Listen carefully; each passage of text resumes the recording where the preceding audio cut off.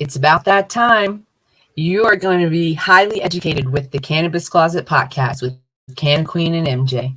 This is an adult content show with no limitations on subject, language, or actions. Opinions, views, and expressions may or may not be that of the hosts and their subsidiaries. If you aren't sure, don't worry, we'll tell you, or just take a good look at our faces. It's time to get this session started. Thanks for rolling up and showing up. Enjoy the show.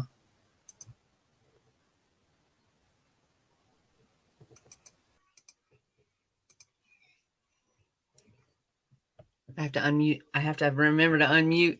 What's up next? What's up? So we are live on the Cannabis Closet podcast for anybody watching on a different platform. I have to turn that a little bit because of actions I'm about to take that TikTok is not a fan of. I'm going to leave my TikTok stream on for a little while, but if you guys want to watch the show, go ahead and go to solo.to/cannabiscloset420, and that's where you will find us here talking about cannabis and life. Unmute your mic. Unmute it. Can I hear you now? Can you hear me now? I can hear you now. I can hear you now. Did I get muted and unmuted? Anyway, now that things are moving along, like we can start playing again with our other designs. Yeah. As soon as we get that done, like as soon as that's done, like the second that 1, 2, 3 are done, we're just going to be like, okay, refocus, because that'll be off to the printer. I've already talked to the person that's printing those things. And yeah, it'll be fantastic. We can focus on we want to focus on the podcast. We want to focus on this a lot and trying to get viewership up and making sure we have some great guests, which we do for the month of February, and for March is lining up very nicely. We're really putting a lot of effort into this, and we hope that it shows, and we hope that you enjoy the guests that we bring to you. But also we want to work on a live platform for CQ LLC. We have an online platform right now, but we want to do a virtual live and an in-person live as well. And so those are things that are kind of sitting and waiting for us as soon as we have this project done, which will be this week. It'll be this week. We're going to have this project done. Ooh, so we'll check in tomorrow. Excited about it. Our deadline. Tomorrow's our deadline. Our and she's been very, I feel like, she's been very timely. Fiverr, y'all, shout out for Fiverr. She's been very timely. I feel like if she had it done by Wednesday, I wouldn't be upset or disappointed, because we've asked for some changes and it was like a brand new project. And so she's gone with us through this whole thing. Once we have that first one perfected, the other two are going to fall in line pretty nicely, I think. I think so too. Yeah. So I know we're being super, super vague, but we are going to be releasing a product in the very near future. And as soon as we have our payments in and our invoices all taken care of, and we know that this is happening for sure, without a doubt, nothing's going to stop it. We will tell you what it is.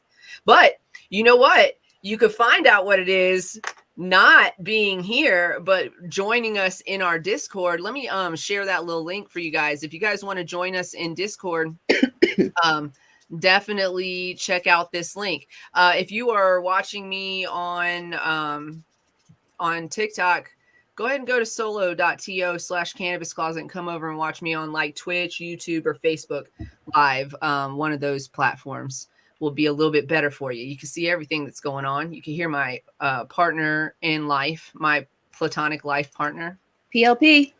And you could get this Discord link that I'm popping in to the chat right now. Boom, boom, boom. Everybody's going to have it. So check it out. Come join us. Yeah. I mean, do we put a call out here? We can't. I feel like we can and we can't, like for our hashtag. Like, although we not yet. We need a closet hashtag too, though. So yeah, we do need a closet hashtag that's like really good and catchy. But we are working on putting together a dirty little hashtag for our product release. even though it's a relatively very clean product. Yeah. Yeah, we're excited. We're excited to talk about it. We're excited to get this We want product to tell you, summer, spring break, summer. spring break is my ideal time. Yeah. That's when I would like to be picking up product and distributing it across wherever we distribute it. I got a couple stops that I want to make in the Midwest, and then and maybe like a little southeast, a little bit south. It's southwest, south. I don't know. Anyways, but yeah, and then Yeah, Colorado. I mean, there's a couple of places that we should definitely make contact with before, and then on your way back, as you are coming through, go ahead and do deliveries. Like, you can go ahead and secure those. Sorry, we're talking business here on the Cannabis Closet, and that's a work Wednesday deal. So it is. Today we are actually we're going to be talking diversity here. We're going to. You know what happened is we didn't talk to each other most of the day today because I had to like go run some shit, and you had to run. Like we had a morning meeting, but. Yeah, I got some things done around the house too. So need to remember I just did some laundry. But all of it. Yeah, so So today, you guys, if you're listening right now, you're listening to the Cannabis Closet podcast with CannaQueen and MJ. What's up? That's us. What up? We are just handling business right now. It's just that's how life goes. Stick with us. Today's topic is going to be diversity in the cannabis industry, or I would like to say lack thereof. Lack thereof. What the fuck? But upcoming shows are going to include topics like sex and cannabis, which is going to be our Valentine's Day special. With some guests that you've already met and loved if you are a part of our family. Hey, Sharon, thanks for coming over. Thanks for joining me on my TikTok live.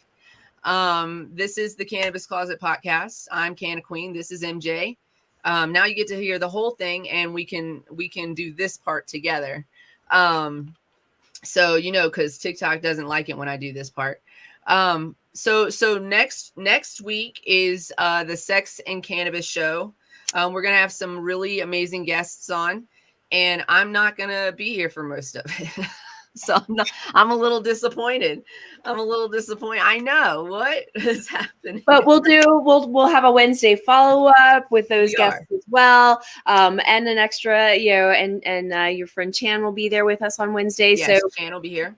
We'll plan on it being an extra long work Wednesday and kind of revisiting and, hopefully getting some more, feedback and questions about our Monday show, follow up and, yes, we want to talk about like myths and truths about cannabis, all the product. We're going to talk about some products, maybe even some. And I'll tell you, if you guys have any pre-show questions that you want us to answer, throw us an email, cannabiscloset420 at gmail.com, and we would love to include answers to your questions.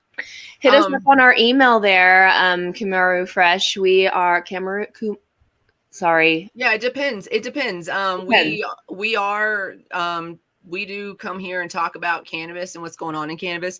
On our Wednesday shows, though, we kind of entertain a lot of different things. So let's see what you have to talk about. Shoot us an email and let us know what you would like to talk about. And we'll consider it for sure for a future show. So yeah, we're going to be talking about sex and cannabis. And then the following Monday after that, which is, I think, the 21st, I want to say. Yes. The 21st, we're going to be talking about finance in cannabis. Finance and cannabis. Yes, it's very exciting. That's a fun question, and certainly something we could definitely go into detail on, on one of our work Wednesdays. I would say pretty often that I'm probably not. I gotta be careful. The first time I was, that's a memory. That's a long. I don't think I mean, it's been a minute since I've got first time high. If I have to take a break for some reason, with the strain that I'm using right now, this it's I was gonna say if you change it up, yeah. A friend of mine gave it to me, and when I used it in Steamboat, I was fine, but I got it home and I got a little twisted, like to the point where I was like, I'm gonna go ahead and lay down, because it's not it's not the typical strain that I would probably, or cultivar that I would use during the day, and so I had to kind of look awesome, Yeah. look amazing. Yeah, so I haven't gotten first time high in a long time though. And I will say that when it does happen though, it is because I've either changed something up, like I've gone to a completely new place where somebody else is growing it, or I gotten something new, or for some reason which has not happened in years, I have to take a break. So when you travel to a foreign country sometimes, you might have to take a break. And that happened to me in 2013. So I'm telling you, it's been a long time since I've taken a whole break. But in 2013, I went to India and I was on a trip with my college. So, I had to behave myself. And also there was some sketch shit. Like we we were in this market. They have all these like outdoor markets, which I love, with like homemade wares and shit. So we were in this marketplace and I was buying a bunch of wooden pipes because I was like, I'm gonna bring these home as gifts, And the guy was like, hey, Gail. And the guy was like, hey, do you want some weed? Right. And I was with my friend, first of all, as a woman, you should try to use a buddy system as often as possible, but especially in a foreign country and especially in a very there's like kind of masculine rule there. There's some rules that women have to follow there. So anyway, so the guy goes, do you want to buy some weed? And I was like, I mean, yeah, but nah, we good. And he goes, well, then he goes, well, I have some more pipes over here. And I was like, okay. So I thought over here meant like he has another table, like that, like some of them share, like have different tables down the way, or they have family that have a table down.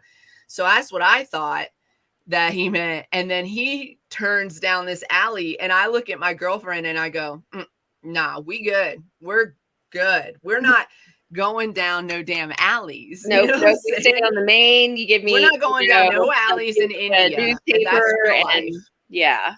Because like the week before we had gotten there, actually, trigger warning, this is sexual assault trigger warning.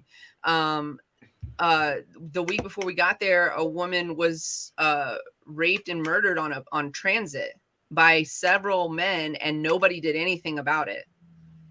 And so, yeah, it's dangerous out there and you got to be careful. And so we were like, no alleys. And generally speaking, if a man you don't know invites you down an alley, just don't. just don't. What's up, Kel? Kel was in our brainstorm session this morning. It was a good time. We had some great conversation. We're not talking. That's the thing, is that there's some things that we talk about on Discord that we do not talk about here, because it's not ready to talk about yet for everybody. But if you're in our Discord, then we make the exception to the rule. So if you'd like to join our Discord, you're welcome to do so. The link is in the comments. I just posted it again. Our only rule is that you treat humans like humans, and that's it. Don't be mean, don't be hateful, don't be a bigot, and all of those things. So yeah, come join us in our Discord. We're there all the time. Yeah. Come introduce yourselves. Like you get to hang out with us, and talk to us real time. You guys, we're about to do stuff like start merchandising and stuff. So like we'll just we send our friends stuff all the time to give it a shot and see how they like it. Fun. So yes. Yeah. So come join us on Discord. So excited for this. I have so many things I want to do once this artwork's done. I know, God, we have a list. We have lists. Me too. So, welcome to the Cannabis Closet for anybody who's just arriving. We do this banter thing before we get really started because we just want to make sure that everybody gets here that wants to hear the topic, or as many people get here as possible. So, invite your friends, like, share, follow, and comment. Of course, that helps boost our algorithm. We're smoking. We're using adult language. We're talking about opinions that and such. We're smoking and we're using adult language and we have opinions. Women with opinions. Cooper, I was just thinking about the first time I went on a cruise and bought some weed on the beach, and it was not weed. It was probably weed, but it was awful. So, it's rough. I don't know what to say other than. Do they allow you to bring a vape on the listen? I'm not a big vaporizer. Somebody just actually asked me what is my favorite, and I didn't even list that as one of my tops. But I literally do. I vape every day now because I have those disposables. I do. Yes, those things are super convenient. If you have access, I don't know if you're in a legal state or not. I'm just making an assumption, and I shouldn't make that assumption because we don't just broadcast to legal states. But if you are in a legal state, then see if they have like disposables. The company that I rep right now, Eureka, has these 500 milligram disposables that are rechargeable. Girl, that is the best thing. I love it. I'm getting ready to go on a trip myself. And I'm like, thank goodness for this thing. Because I might not be always able to have access to flowers. You can sneak a vape in. You can sneak it in. That would be like. You don't want to get your hand cut off in India. Call outs to people in the ports you're going to be in and be like, I don't know how that leave my room. That shit would not leave. That would be in my underwears drawer. I don't even know. Yeah. If you're out and about, that's problematic. Well, I guess you just have to be a dope ass dude. But you know what's crazy? Because the thing we were warned about in India was that they would sell you weed, and then they were in cahoots with the cops. So they would look for tourists, and we were clearly, I mean, look at me, I'm a tourist in India. And so they would sell to tourists, and then the cops would arrest them and then take the drugs off of them and then give them back for a fee. Obviously, there's a fee to that. They're in cahoots with each other though. And so I was like not taking that chance because I'm not going to prison in India. That's not going to happen to me. If I can help it. Yeah, we're good. Yes, exactly. So, you know what I did? Reason for this to go international. Like I know, Dr. B's working on it in Nepal. It's not much further. And they will. I think eventually they will. But okay, so when I was in India though, I couldn't smoke, and I was like really withdrawing. Like I was like not withdrawing, but I was like having anxiety and stuff because I use it for my panic attacks and shit. And I was like having them. I was like, whew. So we were out on this hike, and one of the villagers had this little leaf. It looked like a little pinner. I know I look angelic right now. It's just the time of day. It's not real. It looked like a little pinner. And then I was like, is he smoking what I think he's smoking? Like, I was like, what? Can I get one? And anyways, but I didn't say that. But because no. But I took a whiff of the air and I realized that it was tobacco, but it's like not no process. It's like natural tobacco wrapped in a leaf with a little string on it. They're called beaties. What's up? They're called beaties, or like, you remember if you're from the 90s. What's up, Schnooks? Jeez, where have you been?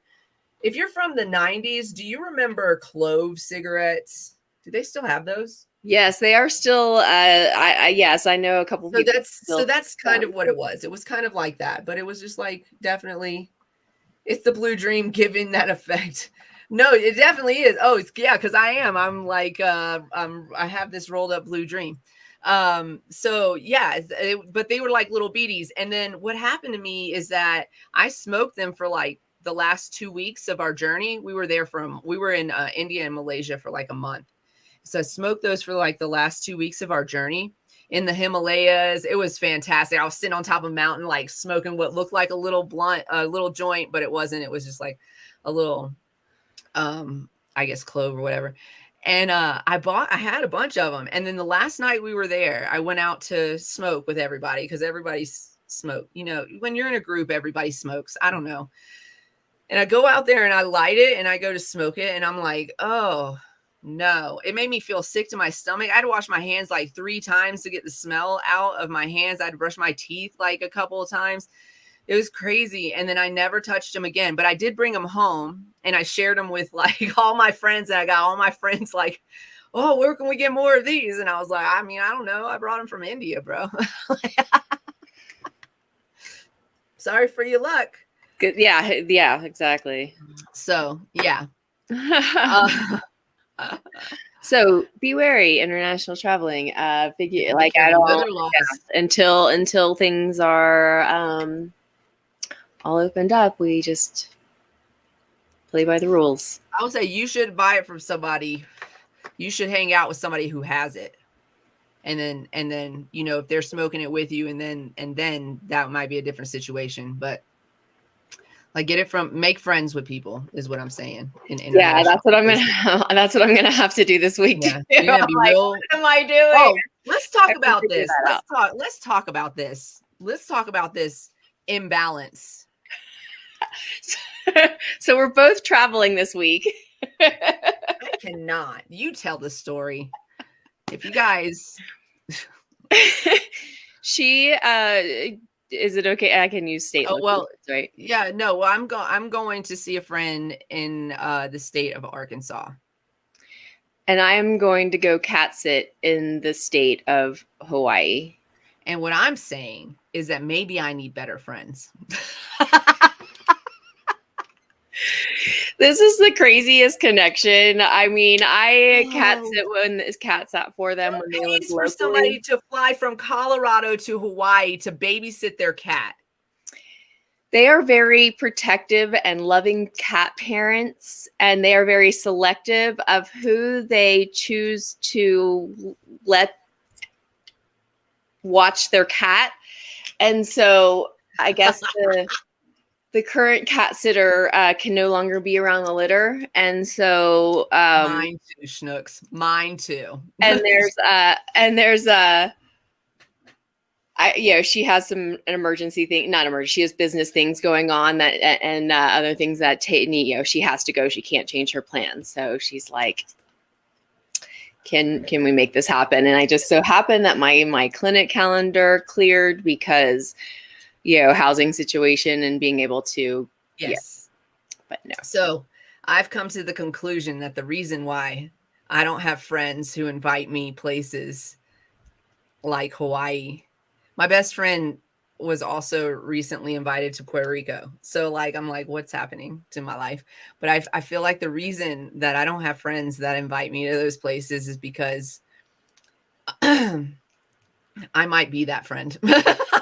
You are that. I don't invite people to those places now. I invite people to places in my price range, but I am just for those of you who are new here, we run this podcast. We run another business, which we're about to do a product launch on. And then we have another business that we work for education. And so we're running shit right now. And we're exhausted.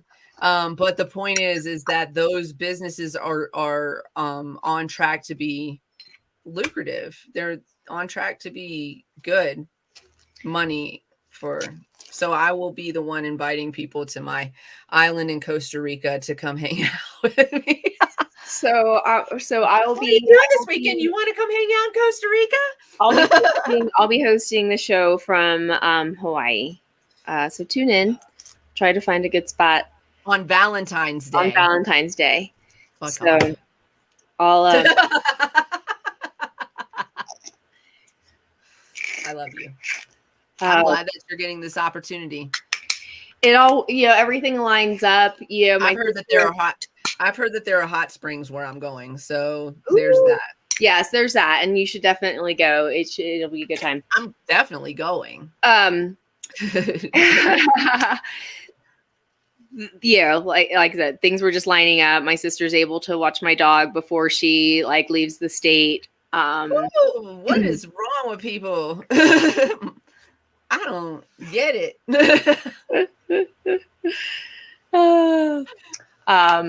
But yeah.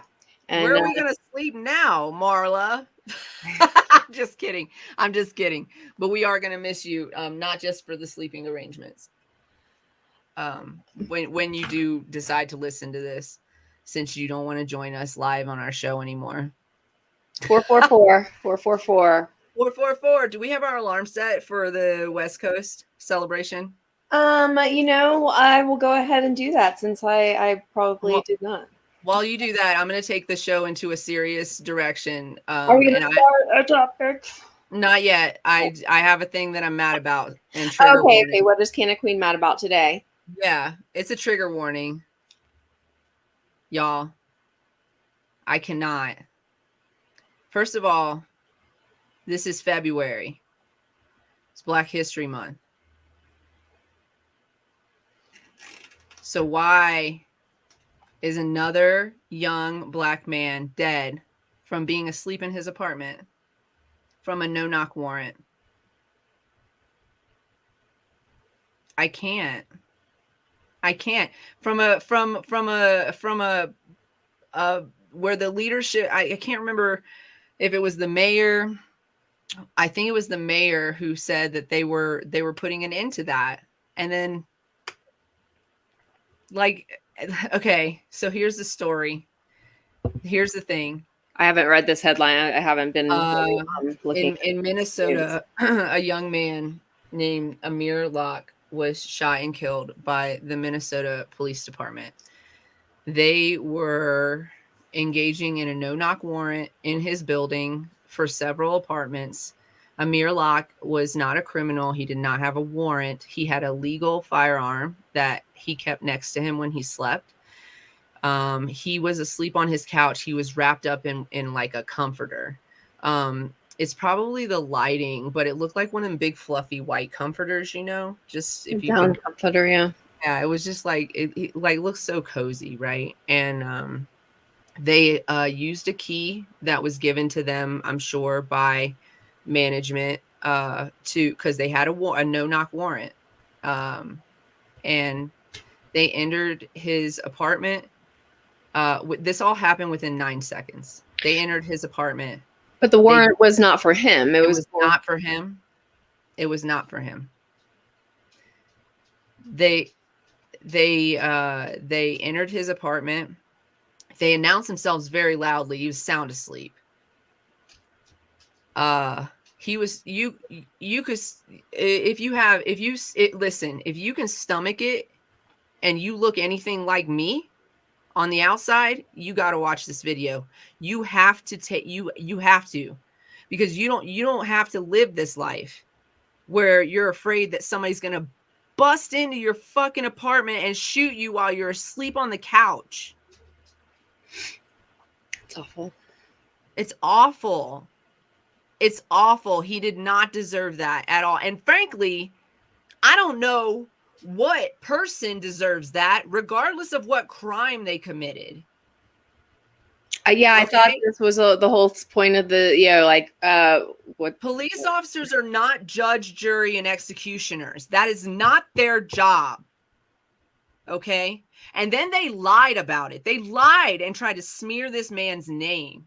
They lied and said that he pointed his gun at them. And you know what? They didn't say drop your weapon. They gave no warnings. They did announce when they came in very loud. It was like, woo! That's what it probably sounded like. Mm-hmm. Especially if you're asleep, you're like, what you're the fuck? Asleep in your down comforter, right? No knock, so you're not hearing anything. Him. Yeah. And then they lied about him until the footage came out. And it like literally it has to stop. What can we do to make it stop? What can we do to make this child had aspirations? I call him a child. He was a man. He's a child to me. How old is he? He was in his 20s? I want to say he was 27. I have my TikTok on my phone right now, so I can't look it up on my phone. But he wasn't a suspect of anything. His name, like, why are you going into this man's apartment? Right. Why? I don't. That's where I'm. Why a key was given to his apartment? They know who lives. They know who lives in that apartment. Why are you going in there? You have no reason to go in there. And knowing, and if you do know who lives there, then you know that someone else not on the warrant lives there, and maybe right. So don't shoot them. Also, right. So also, the mayor, I want to say, and I could be wrong about the leadership position of the person that I'm talking about, campaigned on a platform of making this not a thing. Number one. Number two, there were two departments that were going in on this, and originally they had knock warrants, so they had to knock and announce themselves, but one of the departments refused to participate if it wasn't a no-knock warrant. So the judge changed it to a no-knock warrant. The judge in this instant is the same judge from the Derek Chauvin case. This doesn't show just corruption and straight dismissal. What as citizens, what do we do? What do we do? We can't be because for me, as a white woman, I want to be I will stand in front of you, and if they shoot me, that's a different news story, and I'm gonna protect, I'm gonna be protective if that's my role. But I can't stand in front of, what are we gonna deploy all the white women across America who feel the way I feel, and put us in front of all of the doors of every Black man in America to make sure that they can sleep through the night without disturbance? Yeah. Is that what we have to do? Do we have to deploy an army of white women to stand guard so that nobody gets shot in the night? I'm so mad right now. So that's why I'm mad. It's a pretty serious topic, and it continues to happen. Even if it's not in the news, you guys, even if it's not in the news, and even if it's not in your local news, it's happening. It happens every single day. It took, I think, from February to, I want to say the summer, I want to say April or summertime, before we found out about Ahmaud Arbery. They covered it up.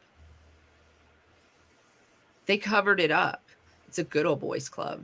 Oh, yeah. And there's some women participating in that club. Hardcore. Right. Exactly. I have lost my lighter in a span of just sitting here. Can't find it unless I'm straight sitting on it. You probably are. Found it. I just don't know what to do. I want to physically do something. I want to physically put my arms around these people and make sure that they're not harmed. I would love to have been able to just be there to protect this child and every one of the children that have been lost is police violence for no reason. 9 seconds, you guys, that's not enough time to even give commands or anything. Get down, nothing. There's no time there. And it is that's 9 seconds from the start of where you see the video to the end of the video. They unlock the door quietly. It's like a quiet unlock. And then they bust in boo, boo, boo, boo, boo. And then what's the point of not announcing yourself, but you don't have to knock? What's the point of taking away the knock? And it was literally probably from the time they got in to the time he was deceased, probably about 4 seconds. They didn't say put down your weapon. They didn't say they didn't do none of that. They didn't do none of that. They didn't ask his name. Like you're telling, No. like Get down, get down. Get your hands down. Yeah. Put your hands up. None of that. No commands. No. They went in there to kill. They didn't care. They don't care. There's no repercussion. So. So, do we want to talk about an equally as serious topic? I know. Do we dive right in where, one of the headlines for diversity, it's actually a congressman outraged over the lack of diversity in license approvals in New Jersey. Well, before we get started on that, I just want to do a quick shout out to our sponsors. You can see King Palm scrolling across the bottom there. So if you go to kingpalm.com, you can save 15% using code KPTCCP-FEB15. If you have any problems with that code, just reach out to me and I will create a new one just for you. But that one should work. And I'll probably create a new one mid-month for you guys. But if you would like to pick up some King Palms for 15% off, go ahead and use our code. And our show is brought to you by our company, CQ LLC, Cannabis Consulting and Education. You can go to www.cq-llc.com to check us out. Customer service, cqllc@gmail.com to inquire about our RVT training in Colorado, or you can give us a call 970-426-5985. We don't just work in Colorado, we consult nationwide, but we do have approval from the Marijuana Enforcement Division in the state of Colorado to teach responsible vendor training in the state, which is a requirement to be approved, like RVT approved. It could be very important if there's any kind of administrative violations. Having that training could be a mitigating factor. And if you're in delivery or hospitality, it is an absolute requirement in the state of Colorado that you take responsible vendor training from a qualified and approved vendor, and that is CQ LLC. So give us a call, 970-426-5985. That's our commercial corner. All right, let's get into it. Today we're going to be talking about diversity in cannabis. This topic got brought up. I mean, we talk about this all the time, but while what's up, Kat? We're on solo.to/cannabis calls at 420. If you're watching me on TikTok right now and you want to see the whole show, go ahead and check out that link and join us on YouTube, Twitch, or Facebook Live. That's where we're at right now. We're talking about diversity in cannabis. We're just now starting the topic because that's what we do. We give you guys time to get in here. But the way that we've been booking guests and trying to get prepared for the month of February, but we've also been working on this very big project that's been kind of like really like a thing that's been taking up a lot of our time. So for the beginning of this year, while we were like, hey, we're going to be on top of this and make sure we have guests and make sure we have topics and blah, blah, blah, it's been kind of hard to keep up with all of it. But I'm repping Eureka Vapor, Southwest sales rep. If you need a Eureka Vapor in your dispensary, hit me up, let me know.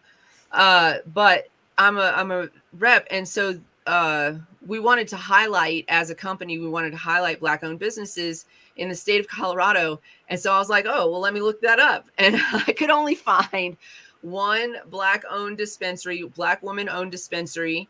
And then I looked up the statistics of Black dispensary ownership in the state of Colorado. Now, remember, we've been legal for some time now. Both of us have been in the Colorado cannabis industry for the almost the entirety of it. Not quite, but almost the entirety of it. And we've been in this industry for about 11 years now. So that gives you an idea of how long that Colorado's been legal in some way, shape, or form, like medicinally or adult use or recreationally, however you want to state that, right? 9 dispensary owners are Black, and some of them are not sole owners. Some of them are just like 51% ownership, or like more than 50% ownership. So they split it, and I was like, what? And that's out of over 1,300 dispensaries. Over 1,300 dispensary owners, 9 Black dispensary owners. in Colorado?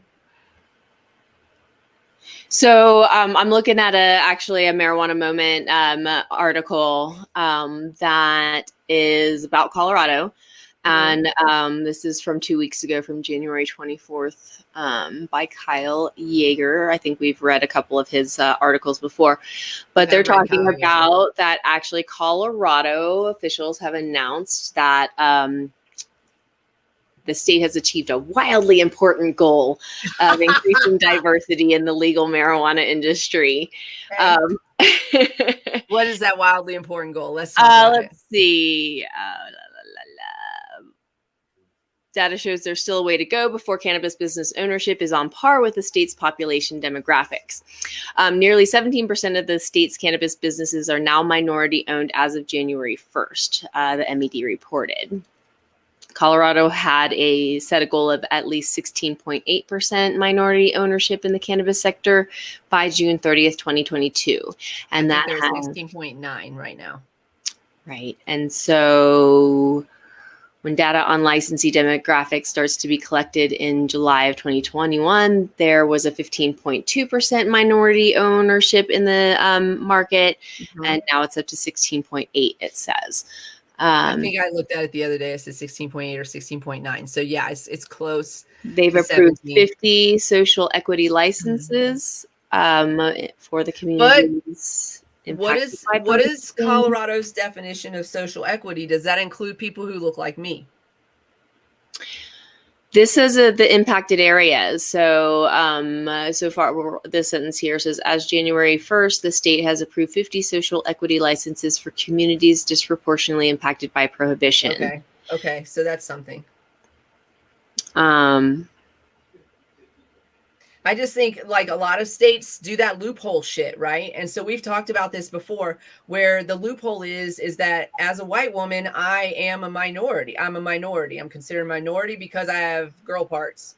It would be great if there was a website saying who these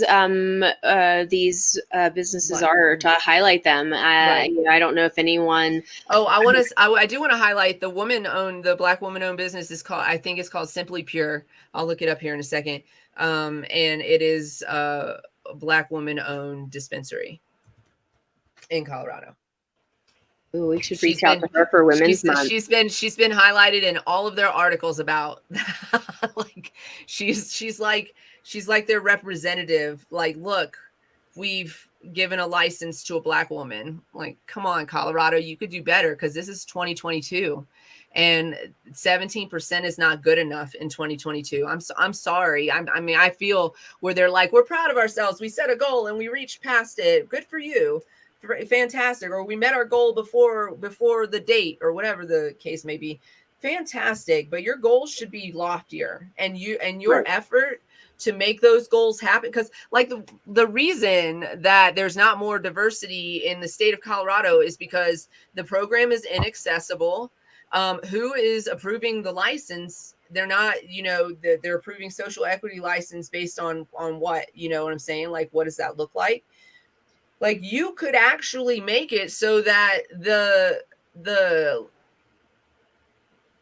program is available so that the percentage of ownership looks similar to the demographic in the state. And so even, I'm looking at the Simply Pure, and she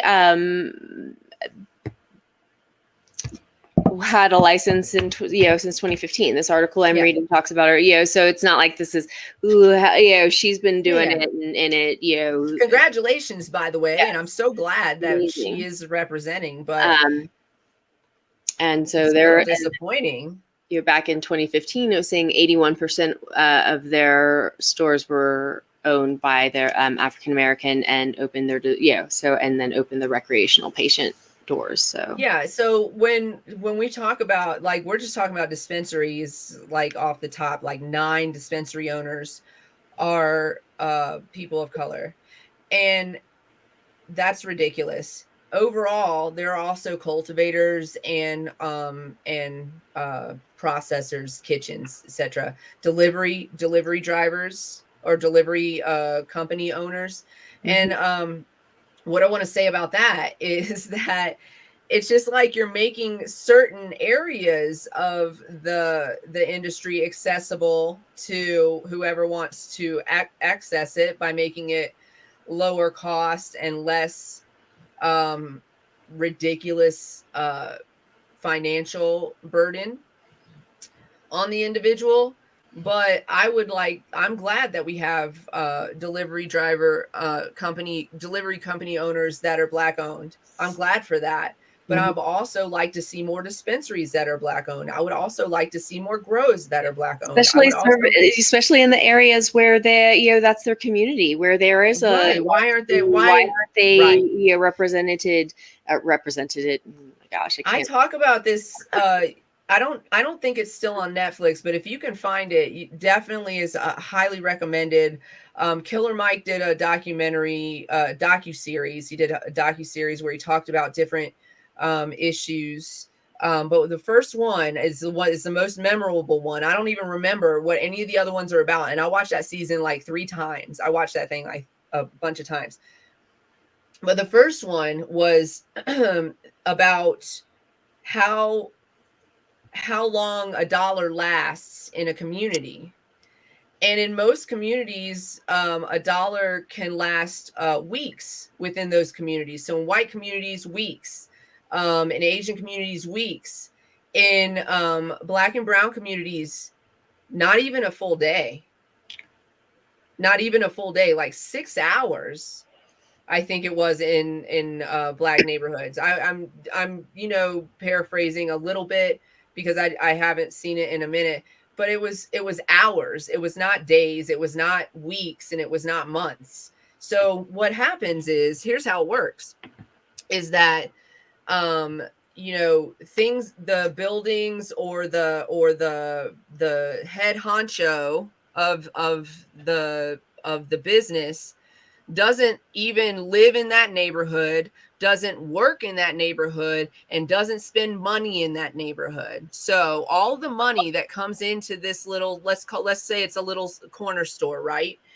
All the money that goes into that corner store, it pays the employees that look like what the neighborhood looks like, right? So there's representation in the employees, and maybe even in the management, potentially there's representation there. And so they definitely keep their money in the community, right? But the business that they run is owned by somebody who doesn't live in that community. And so the majority of the money that is made is by the business owner. That business owner takes that money out of the community and spends it in his community, or normally his community, or hers, but in his community, which is most likely high income, white collar, white person neighborhood and area where they live. And so when we talk about cannabis industry businesses, that money that first of all, that business is built in the neighborhood, and the only reason they're in business is because of the dollars of the people who live in that neighborhood.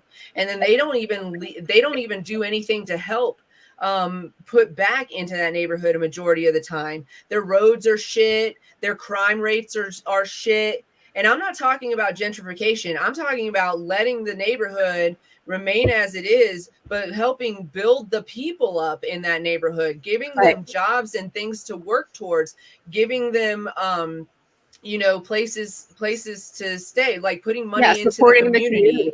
Right. And so that's not what's happening here. And especially when we talk about, come on, man, you can't tell me that I know Colorado is a pretty white state, but you can't tell me that every neighborhood in Colorado is a white neighborhood. And that's what it sounds like to me. It sounds like there's no ownership in the neighborhoods, and that means that money's not staying in the neighborhood. It's going in the pockets of the rich, and it's leaving the neighborhood. Right. I popped this up onto the screen. This is just the Colorado numbers, and kind of goes into talks about 9 store licenses, and you can clearly see, I don't know how well everyone can see that, but this is on via the MED, but through the marijuanamoment.net article. That's how I found it too. Yeah. So awesome. I didn't read this earlier, obviously. But there it is. Everyone, notice those numbers. Notice the disproportionate, even if you added up all the other ethnicities together versus what white ownership and such.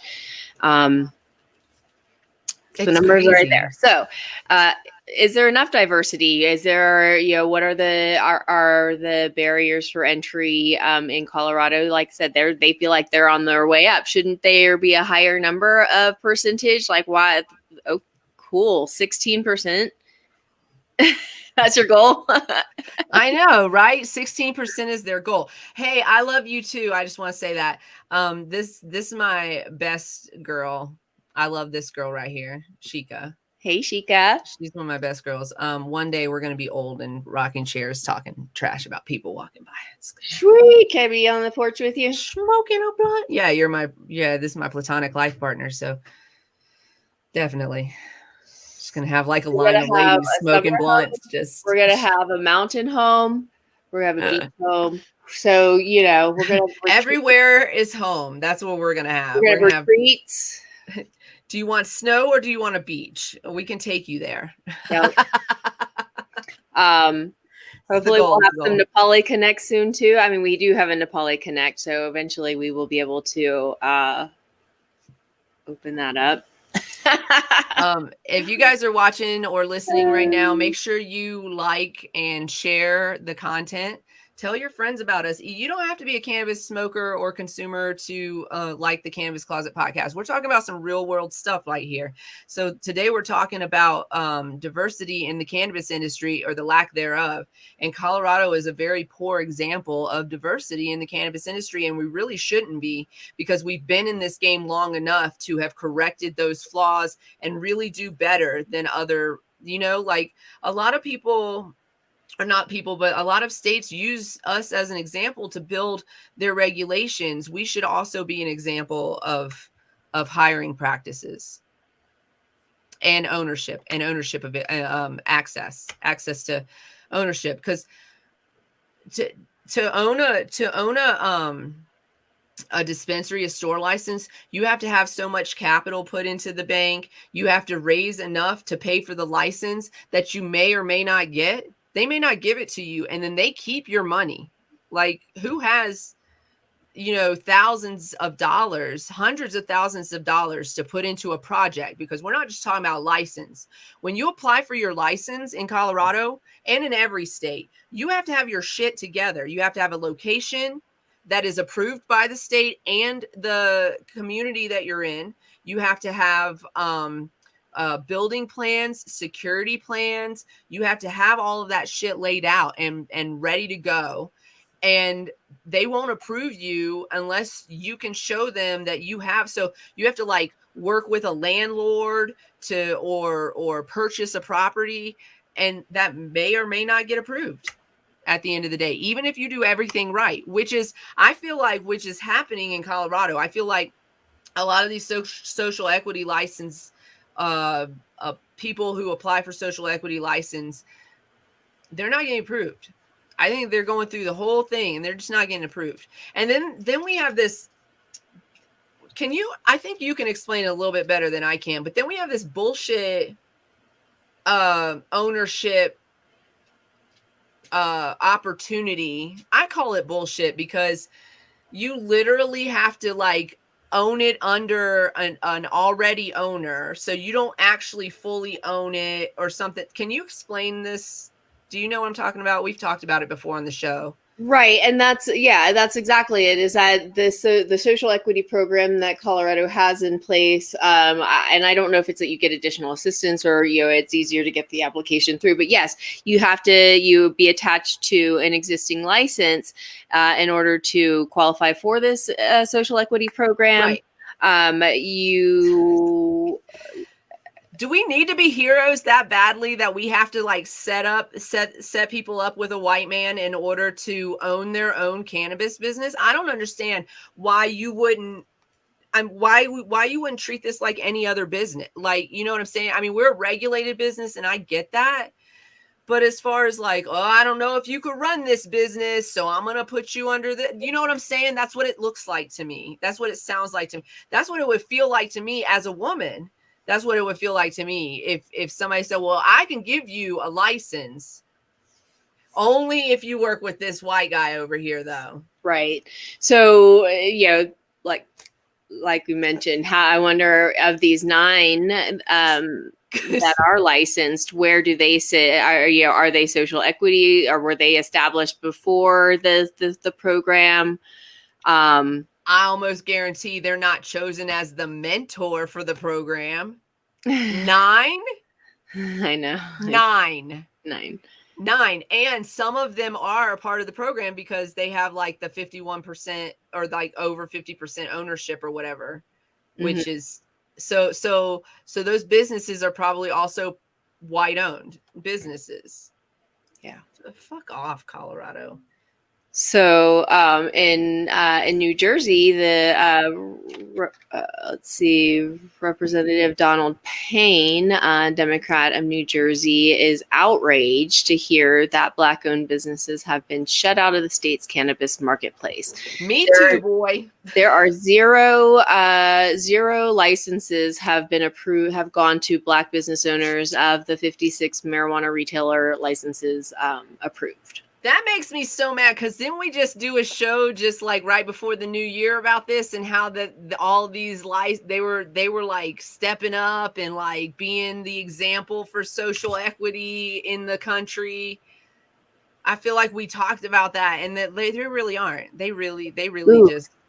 He went on to say, instead, we are seeing the same inequality with these licenses that we see in marijuana arrests. So he's comparing the lack of licenses to, the amount of, that in disproportion. Yeah.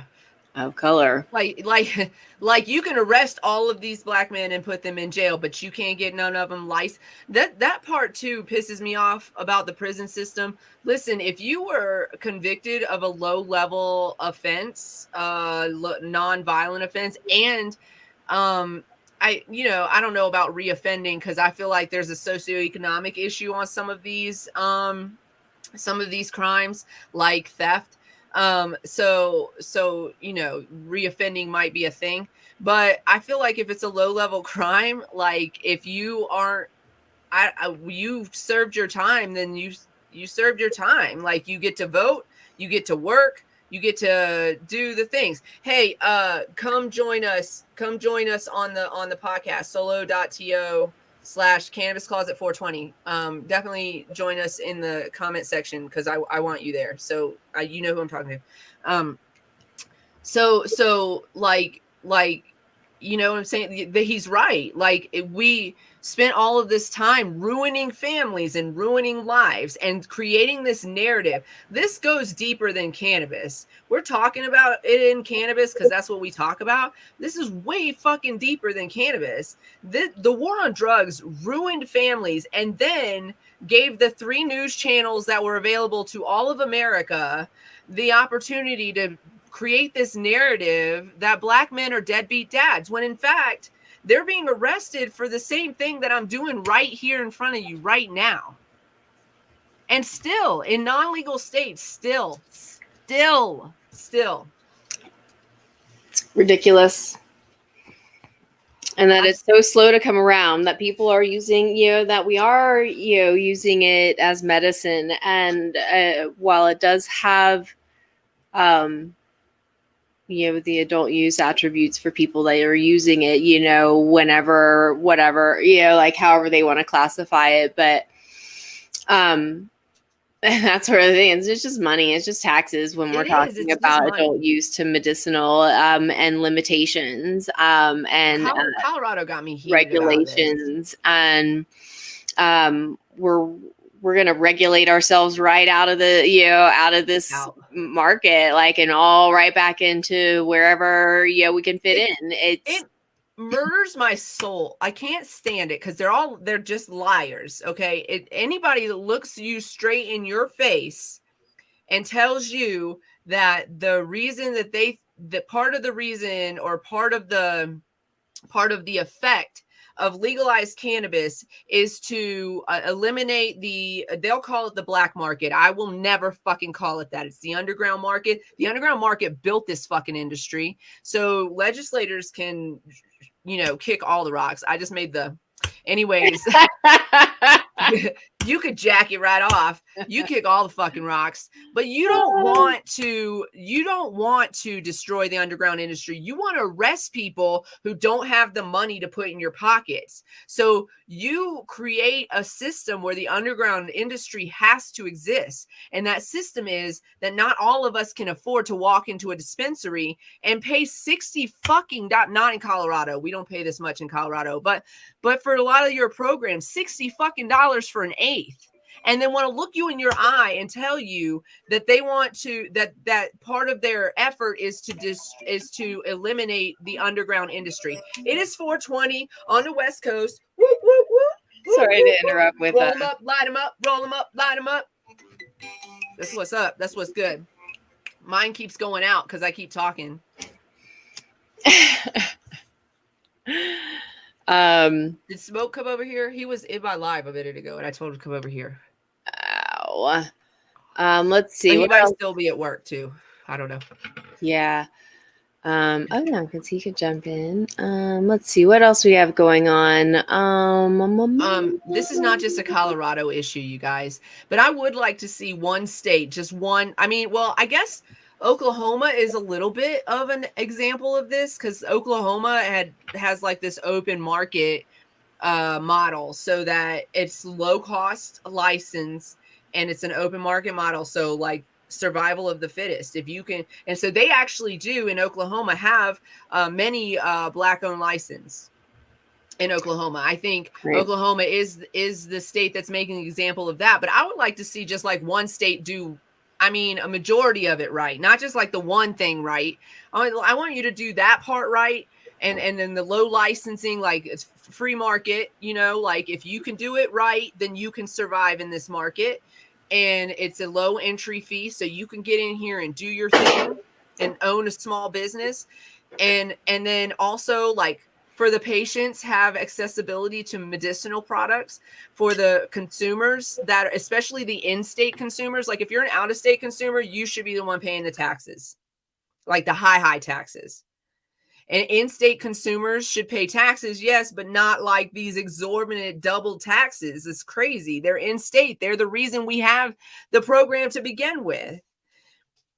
So out of state, yeah, your taxes you're going to have to pay an out of state tax or some shit like that or whatever, right? But have that accessibility, public smoking for your consumer, and the ability to get enough medicine for the sick. Those are things that will help. And you know what else will help eliminate the underground market? Letting them participate. Giving them access to build a business on something they already do well. Right. And allowing for entry. The only thing you have to do is give them a give them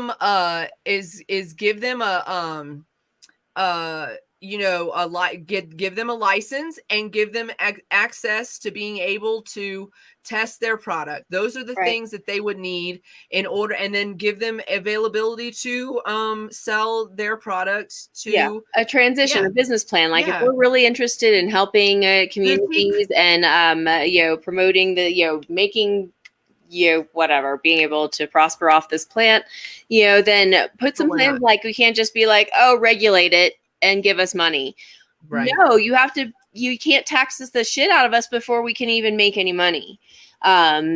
And that's where they're at right now. It's licenses and fees and regulations. Yeah, that's all they want to do. They want. If you're not up to code, then we'll give you X amount of time before then you have to start over, and then you can start with more application fees. And we're going to tell you one more thing. You have to get one more sink in that area. Well, like even like you want to make this change after you've already submitted your paperwork. You want to make a structural change.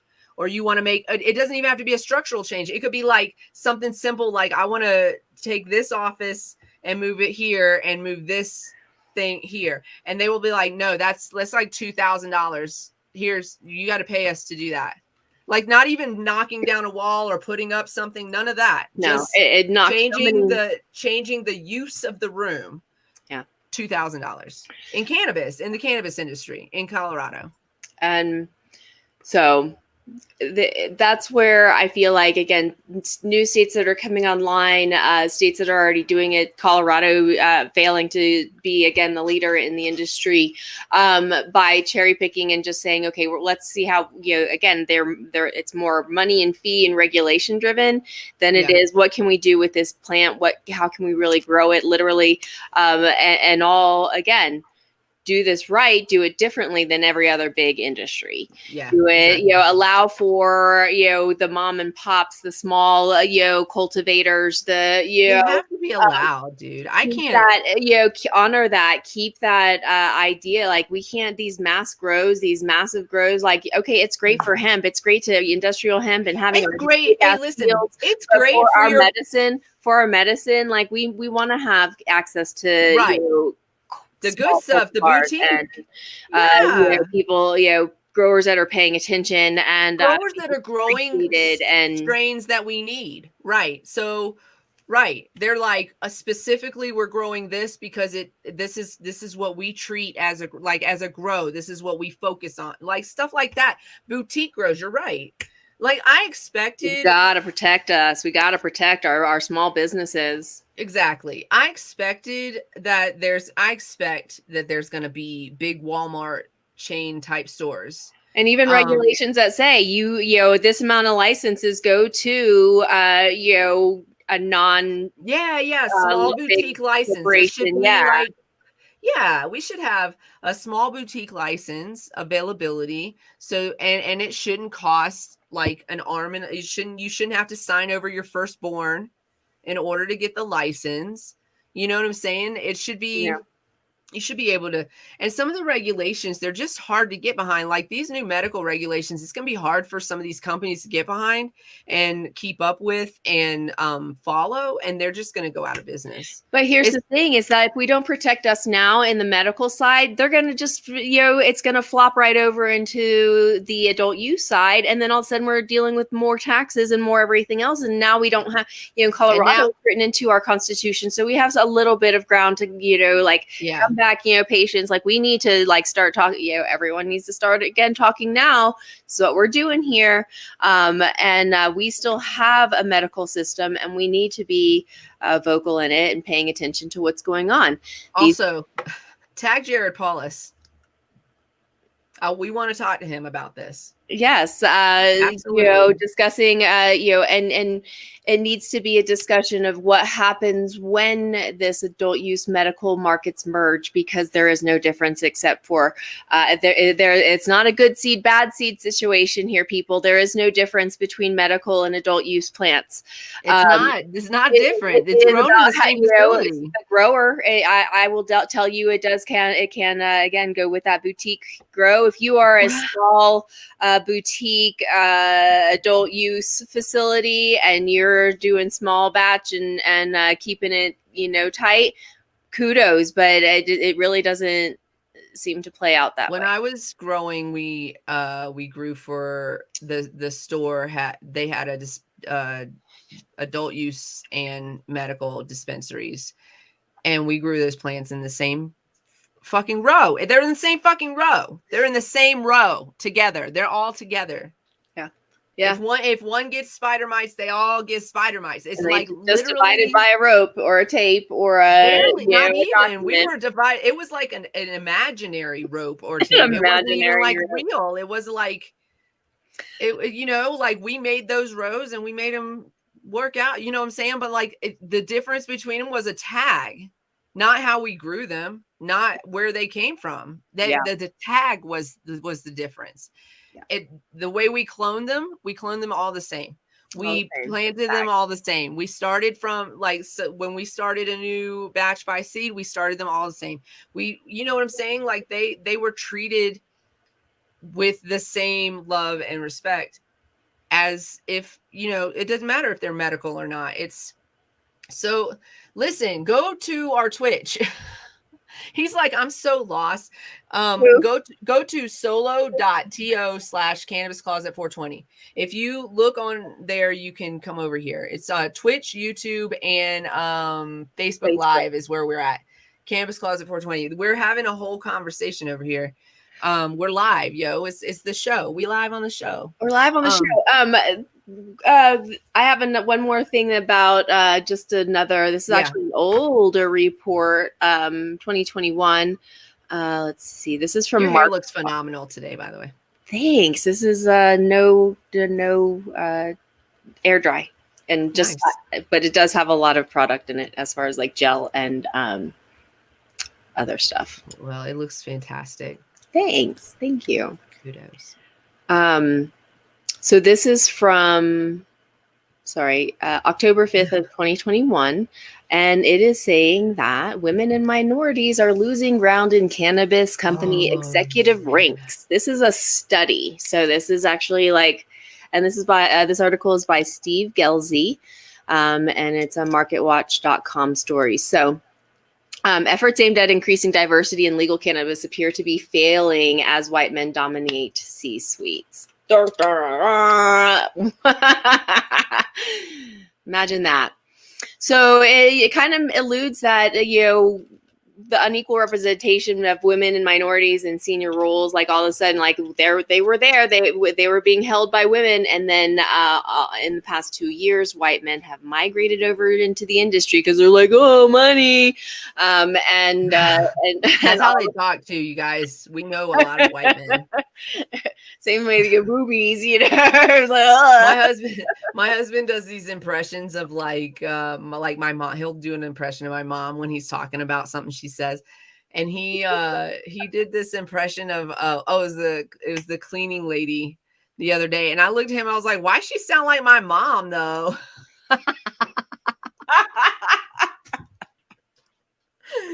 You can't use the same impression for my mom as you use for the cleaning lady. Not all white ladies sound alike. Oh, but all mom guilt sounds the same, because I know my mom's mom guilt sounds the same as all my friends' moms guilt. Mom guilt. I'll call you. You don't call me. Like, you're so busy. This is like a raspy, like old, like like the Simpsons old person voice, like a raspy. No, I'm like, stop. Here. So this report in 2021, it went from 36.8% in 2019 of women in senior ranks of cannabis companies fell to 22.1%. What happened here? And you know what? It's because, again, boys club. I know what happened.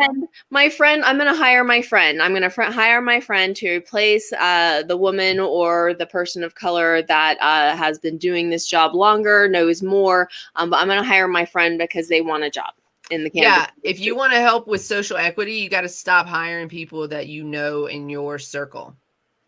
Because unless you have a very diverse circle, your circle looks just like you, and that means when you hire your circle, who are honestly, you guys, stop hiring your friends. Do you know this is the lesson we've learned? And I'm going to tell you that now. I love my friends. I love all of you, but here's the thing: is that you want to care about your friends' personal lives. And you do care about your friends' personal lives. And it's very difficult to do that when you run a business. So anyways, if you hire your friends, more likely than not, you're going to be disappointed in their performance, or they're going to come to you with excuses because you're their friend and you've always been there for them. Stop hiring your friends. Stop hiring within your inner circle, unless your inner circle, of course, is very diverse. but most of you have a similar inner circle. You know, you look at the same people every day. You know what they look like. So hire outside of that. And that will help with what's happening in cannabis as far as that's concerned. Mm-hmm. Yes.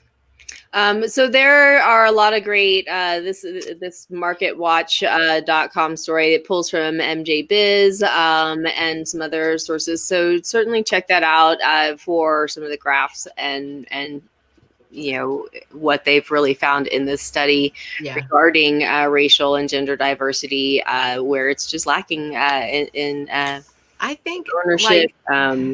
Executive positions. I can't tell you. I mean, this is just speaking from personal experience, but I cannot tell you how many times I'm just so exhausted with the way that people talk to me and treat me.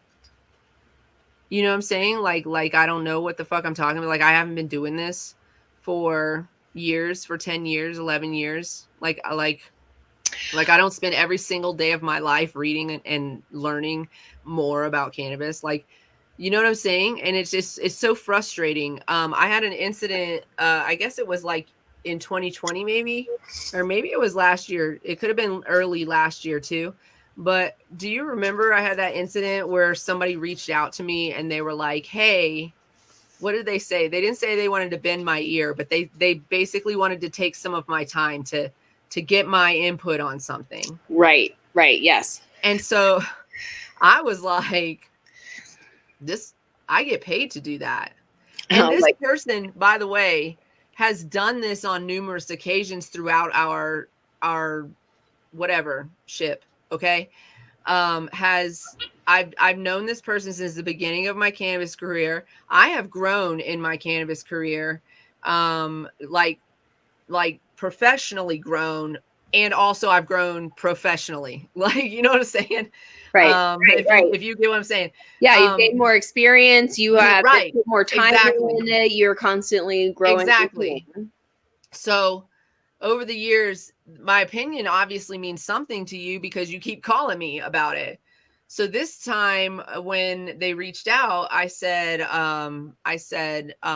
something like, great, I can send you my consulting fees for that. If you want to sit down, I'll give you 15 minutes of my time for free. And then if you think that, you know, I can help you out, then I'll give you my fees. Yeah. And he said, I don't need a consultant, Farah. And I said, oh, yes, you do. It doesn't have to be me, but you definitely need a consultant, because if you didn't need a consultant, you wouldn't have this fucking question. Like, this is a question that you are asking because you don't have the knowledge to answer it, or you don't have the means to do this job. You need this job done. You need some, you know, whatever. With that being said, invest in your company, people. Invest in someone and in a consultant that can steer you the right way. Obviously, if you're asking for help, pay someone to help you. Invest in your company. Don't expect people to do shit for you for free. You know, especially during a pandemic. Yeah. Fuck you. So support your local businesses, your local consulting company, CQLLC Cannabis Consulting. We're there for you, and 15 minutes of our time to see what your needs are, and then we will. And if we can assist you, like, we might not be able to assist you, but we could point you in a good direction. We will point you in the right direction. Do that in 15 minutes. We could figure it out. So yeah, like, got mad at me and started like berating me and like talking down to me, and I don't usually do this, but I was like, not today, sir. And I shared it because we have mutuals, and I shared it, and they got mad and was like, how immature. And I was like, no, you're not going to go around telling people how great you were to me, which is what this person does, and then have me looking like the asshole. That's not how this is going to work. So, you know, it was more of a CYA is why I did that. But yeah, like, you can't, like, and so that treatment, that's how women are treated in this industry. Mm-hmm. That's just my personal experience with one person, but I've had that experience on multiple occasions. It's usually a man. He's usually white. He usually thinks he knows what the fuck he's talking about, and he does not.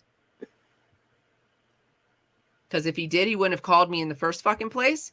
They're usually trying to, also, they usually try to get over on me, right? So they usually try to get as much information out of me before letting go of the call or the email so that they can use what I've given them and never pay me and never talk to me again. Yes. You know what this is called? Trigger warning. This is called brain raping.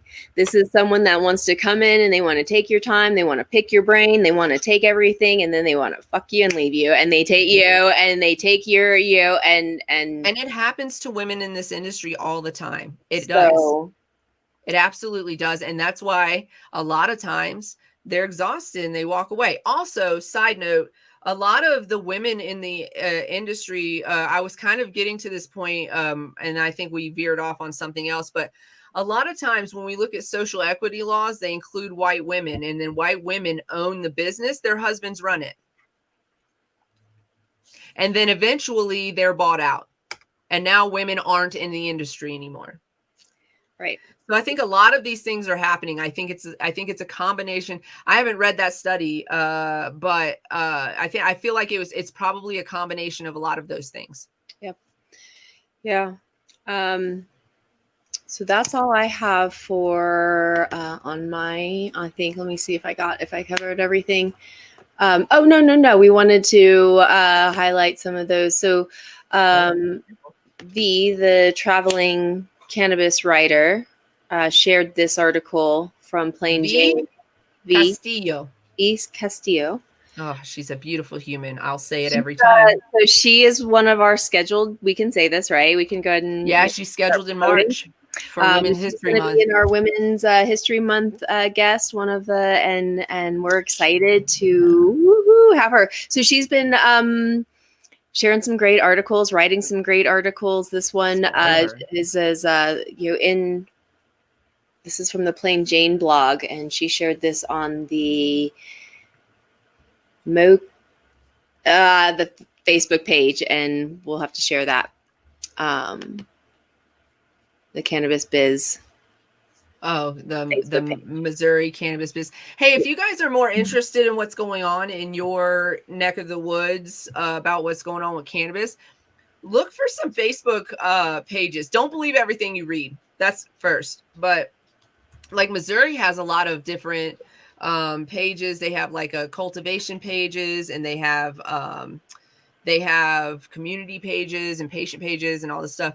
And I've become a member of them because I spend some time out there. And so I'm like trying, I want to know more about what's going on and follow up on the laws and stuff, keep up with everything out there. So if you're interested in what's going on in your neck of the woods, or if you think you're moving soon and you're interested in what their scene looks like, I would recommend some of these forums because it's a good way to kind of get involved in the conversation and understand what these laws mean for you and what it looks like from another person's experience too. Sometimes like how they're experiencing it. And sometimes they're just like helpful avenues. Like where do I go to sign up for my med card? And then somebody will tell you what you need to do. So,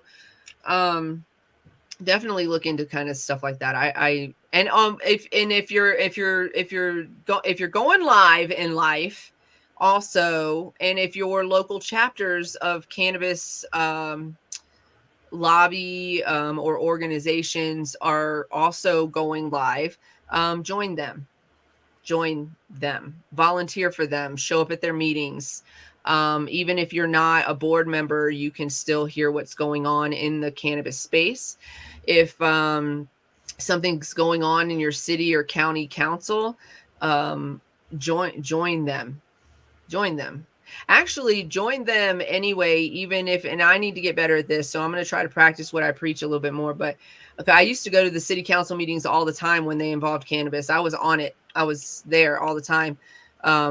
I haven't been as much lately, but go to your city council and county council meetings. You never know, because sometimes they'll bring it up even if it's not on the agenda, but also some of the other things that are on the agenda are going to impact you as a citizen of that area. So it's good to, and it's good to get to know your city council members. Like if they see you regularly in the crowd and stuff, you can build up maybe a rapport with them and get to know them, and then your input on certain issues could be recognized more with more validity because you are their friend. You're now we're friendly. I've talked you.